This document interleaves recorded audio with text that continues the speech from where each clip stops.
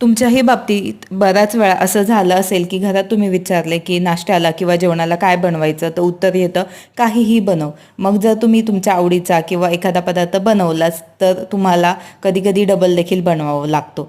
तर कसा हे मी पुढे सांगतेच. मस्त असा फ्राईड राईसचा मसाला वापरून मी आज फोडणीचा भात बनवला होता, कारण रात्रीचा भात शिल्लक होता. खूप दिवस झाले हा भात खाल्ला नव्हता, कारण खूप टेस्टी असा लागतो.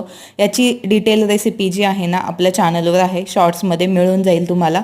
मस्त असा फ्राईड राईसचा मसाला घालून फोडणीचा भात बनवला आणि दुसरीकडे टिफिनची देखील तयारी करून घेतली. ते म्हणजे भाकरी बनवून घेतली आणि तांदूळाची भाजी. तांदूळाच्या भाजीचा देखील व्हिडिओ आपल्या चॅनलवर आहे. आणि डबल काम कोणतं झालं ते सांगते. मी फोडणीचा भात बनवला हा असा, आणि नंतर हे म्हटले की मला भात नको, म्हणून त्यांच्यासाठी मला कांदे पोहे पुन्हा बनवावे लागले. म्हणजे आज नाश्त्यासाठी 2-2 पदार्थ आणि तोच बरोबर टिफिन देखील रेडी झालेला आहे. व्हिडिओ आवडला असेल तर लाईक करा.